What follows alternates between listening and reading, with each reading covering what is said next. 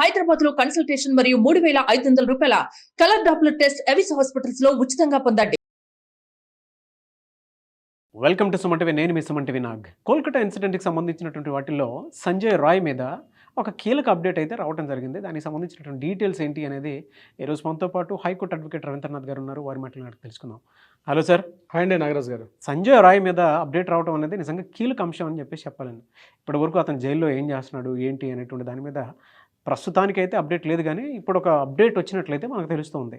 So ఏం జరిగింది? నాగరాజ్ గారు, ఆర్జికర్ మెడికల్ కాలేజ్ ఆగస్టు 9 ఏదైతే అత్యాచారం పేరు మీదుగా ఏదైతే కేసు నమోదైందో దానిలో కీలకమైన నిందితుడు ఆగస్టు 10వ తేదీ నాడు అరెస్టు చేయబడినటువంటి సంజయ్ రాయ్ని రకరకాల టెస్టులు, పాలిగ్రాఫ్ టెస్టులు చేశారు.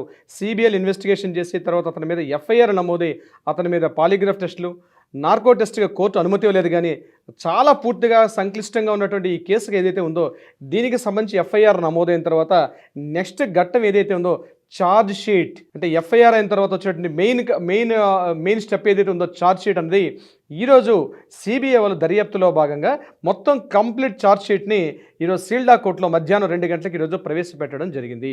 అంటే ఈ ఛార్జ్ షీట్ అంటే ఏంటి అంటే దర్యాప్తు కోణం ఏదైతే ఉందో పూర్తిగా ఈ యొక్క కేసుకు సంబంధించి ఎఫ్ఐఆర్ నమోదైన తర్వాత పోలీసులు చేసినటువంటి ఈ ప్రధాన ఇన్వెస్టిగేషన్ తలకి ఎంటైర్ టోటల్ ఫైల్ రిపోర్ట్ అంటారు. ఈ టోటల్ ఫైల్ అన్నది ఛార్జ్ షీట్ అని పిలుస్తారు. ఈ ఛార్జ్ షీట్ని బేస్ చేసుకుని తర్వాత కోర్టులో ట్రయల్స్ అన్ని స్టార్ట్ అవుతాయి. ఇది కీలకమైన ఘట్టం అనమాట. అంటే టోటల్గా దర్యాప్తు కంప్లీట్ చేసినట్టుగా ఒక complete information is the charge sheet. అంటే దర్యాప్తు సంస్థ సిబిఐ ఏం చేశారు అంటే 200 మంది మనుషులకి పూర్తిగా 200 పర్సన్స్కి ఒక సెంటెన్సెస్ పూర్తిగా తీసుకొని వాళ్ళ వాంగ్మూలాలు మొత్తం తీసుకొని ఒక ఫైనల్ రిపోర్ట్ని సబ్మిట్ చేశారు ఈరోజు సీల్డా కోర్టులో. ఇది ఎంత ఇంపార్టెంట్ అంటే ఇక నెక్స్ట్ స్టెప్ ఒకసారి ఛార్జ్ షీట్ ఫైల్ అయిన తర్వాత నెక్స్ట్ స్టెప్ ఏదైతే ఉంటుందో కంప్లీట్గా ఇక ప్రాసిక్యూషన్ స్టార్ట్ అవుతుంది. దీని మీద పబ్లిక్ ప్రాసిక్యూటర్ ఇమీడియట్గా దీని మీద అంటే మనకి సిఆర్పిసిలో సెక్షన్ 225 నుంచి సెక్షన్ 334 వరకు కంప్లీట్గా ఇప్పుడు ట్రయల్స్ అంటే ప్రొసీడింగ్స్ ఇప్పుడు స్టార్ట్ అవుతాయి కోర్టులు. దీనికి సంబంధించి అంటే దర్యాప్తు బృందం ఏదైతే ఇచ్చిందో ఈ కేసుకు సంబంధించి ఎఫ్ఐఆర్ను బేస్ చేసుకొని ఏదైతే కంప్లీట్గా ట్రయల్స్ పార్ట్ ఏదైతే ఉంటుందో ఇక ముందుకు అడుగుపడే అవకాశం ఉంటుంది. అయితే ఇందులో ఇచ్చిన ఛార్జ్ షీట్లో మనకు అందిన ఇన్ఫర్మేషన్ ప్రకారం ఈ కేసుకు సంబంధించి ఆర్జికర్ మెడికల్ కాలేజ్ కేసుకు సంబంధించి ఏకైక వ్యక్తి సంజయ్ రాయ్ ఒక్కడే అత్యాచారం చేశాడు. ఇందులో సామూహిక అత్యాచారం లేదు, ఈ మిగిలిన వ్యక్తుల యొక్క ప్రమేయం లేదు. అత్యాచారం రెండు కూడా ఇతనే చేశాడు అన్నటువంటి అభియోగంతో పూర్తిగా సంజయ్ రాయ్కి సంబంధించినటువంటి కీలక ఘట్టం ఏదైతే ఉందో ఛార్జ్ షీటు ఈరోజు కోర్టులో సబ్మిట్ చేయడం జరిగింది. అయితే అసలు ఛార్జ్ షీట్ అంటే ఏంటి, దీని యొక్క ప్రొసీడింగ్స్ ఏముంటాయి? ఛార్జ్ షీట్ అన్నది ఇండియన్ సిఆర్పిసి సెక్షన్ 173 ప్రకారం ఛార్జ్ షీట్ ఫైల్ చేస్తారు. అంటే ఒక అత్యాచారం అయిన తర్వాత ముందుగా ఎఫ్ఐఆర్ నమోదవుతుంది. ఎఫ్ఐఆర్ అనేది ఫస్ట్ ఇన్ఫర్మేషన్ రిపోర్టు, దాన్ని బేస్ చేసుకొని నిందితుల్ని అరెస్ట్ చేస్తారు. అరెస్ట్ చేసిన తర్వాత అసలు కంప్లీట్గా ఇన్వెస్టిగేషన్ కంప్లీట్గా ఈ ఛార్జ్ షీట్ ఫైల్ చేస్తారు. దీనికి టైం పీరియడ్ ఉంటుంది. 60 days అన్నది జనరల్గా ఉన్నటువంటి టైం పీరియడ్. అరెస్ట్ చేసిన తర్వాత అంటే అతను అరెస్ట్ చేసినప్పటి నుంచి 60 days టైం తీసుకుంటారు దర్యాప్తు బృందాలు. ఇక్కడ ఒక కీలకమైన మలుపుకోవడం అంటే ఒక కీలకమైన విషయాలు ఏంటంటే ఒకవేళ ఇన్వెస్టిగేషన్ జరుగుతున్నప్పుడు వితిన్ 60 daysలో అరెస్ట్ చేసినప్పటి నుంచి 60 daysలోగా కంప్లీట్గా ఒకవేళ ఛార్జ్ షీట్ ఫైల్ చేయలేదనుకోండి కోర్టులో, డెఫినెట్గా నిందితుడికి బై డిఫాల్ట్ బెయిల్ వచ్చే అవకాశం ఉంటుంది. దాన్ని డిఫాల్ట్ బెయిల్ అంటారు. కానీ ఒకసారి ఛార్జ్ షీట్ ఫైల్ చేసిన తర్వాత డిఫాల్ట్ బెయిల్ అనేది ఉండదు. అంటే వితిన్ 60 daysలోగా కంప్లీట్ చేయాలి. ఈరోజు మనకి సిబిఐ వాళ్ళు ఆగస్టు 10న అరెస్ట్ చేశారు.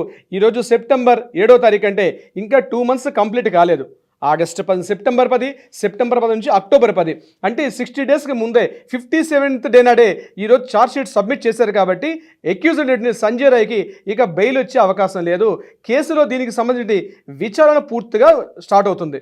దీనికి సంబంధించి సెక్షన్ 223 ప్రకారం సిఆర్పిఎస్లో సెక్షన్ 223 ప్రకారం ఇమీడియట్గా పబ్లిక్ ప్రాసిక్యూటర్కు ఈ నివేదికను ఇస్తారు. సెక్షన్ 225 నుంచి సెక్షన్ 235 వరకు ఉన్నటువంటివి ఇక ప్రొసీడింగ్స్ స్టార్ట్ అవుతాయి. అంటే ఈ కాపీ ఇమీడియట్గా పీపీకి వెళ్తుంది. పబ్లిక్ ప్రాసిక్యూటర్ దీన్ని తీసుకుంటారు. పబ్లిక్ ప్రాసిక్యూటర్ దీన్ని తీసుకున్న తర్వాత డిఫెన్స్ లాయరు, పబ్లిక్ ప్రాసిక్యూటర్, అంటే ఇక విచారణ అనేది ప్రారంభమవుతుంది. కోర్టులో ట్రయల్స్ కాకుండా ఇన్వెస్టిగేషన్ పూర్తిగా కోర్టులో విచారణ ప్రారంభమవుతుంది based on the charge sheet.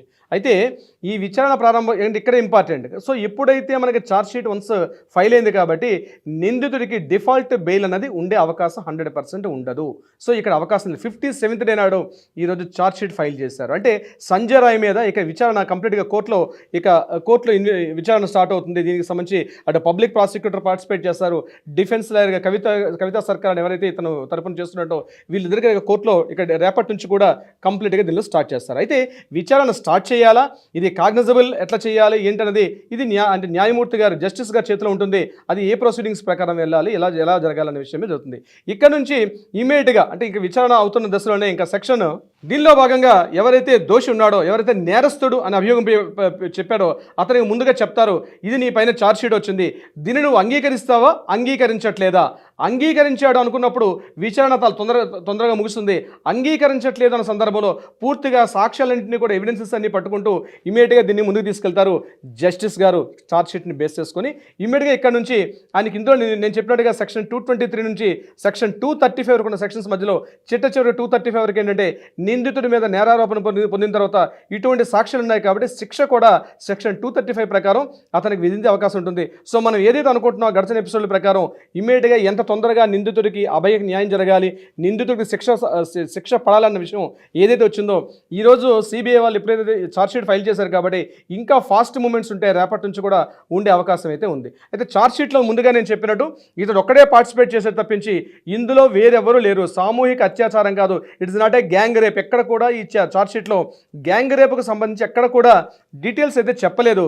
కేవలం సింగిల్ పర్సన్ ఇందులో పార్టిసిపేట్ చేసినట్టుగా ఈరోజు RG Kar medical college August 9th horror అని ఏదైతే చెప్పుకున్నాం దానికి సంబంధించి ప్రధానమైన ముందడుగు అయితే ఇప్పుడు పడింది నాగరాజ్ గారు. ఒకసారి పేరు ఎఫ్ఐఆర్లో నమోదైన తర్వాత దీని మీద బేస్ చేసుకొని ఇన్వెస్టిగేషన్ ఇంటరాగేషన్స్ అన్ని పూర్తి చేస్తారు. అంటే ఒకసారి మరి డౌట్ వస్తుంది, ఛార్జ్ షీట్లో ఏమైనా చేర్పులు మార్పులు చేసే అవకాశం ఉంటుందంటే 99% ఒకసారి ఛార్జ్ షీట్ ఫైల్ అయిన తర్వాత అందులో కరెక్షన్స్ కానీ యాడింగ్స్ కానీ ఉండే అవకాశం అయితే ఉండదు మ్యాక్సిమం ఛార్జ్ షీట్ అనేది. సో ఇక ఎవరైతే హత్య చేసినటువంటి అత్యాచారం చేసినటువంటి నేరస్తుడికి ఎవరైతే ఉందో ఇక శిక్ష పడడానికి దగ్గరగా అడుగులు ముందు పడుతున్నట్టుగా మనమైతే ఈ ఛార్జ్ షీట్నే ప్రధానంగా మనం నిర్వచించుకోవచ్చు. నాగరాజ్ గారు, ప్రతి ఒక్కరికి ఒక్కొక్క అంటే ఊపిరి పీల్చుకునే అంశం ఏదైనా ఉంది అని అంటే దీనికి సంబంధించి ఇదే అంటే సత్వర న్యాయం కోసం చెప్పేసి పోరాటం చేసేటువంటి వాళ్ళు మనతో పాటు ఈగర్గా వెయిట్ చేస్తున్నటువంటి వాళ్ళకి ఒక మంచి న్యూస్ అని చెప్పడం ఏమాత్రం సందేహం లేదు. ఏదేమైనా we want justice, we demand justice. Thank you so much Ravindranath garu. Thank you so much Nagaraj గారు.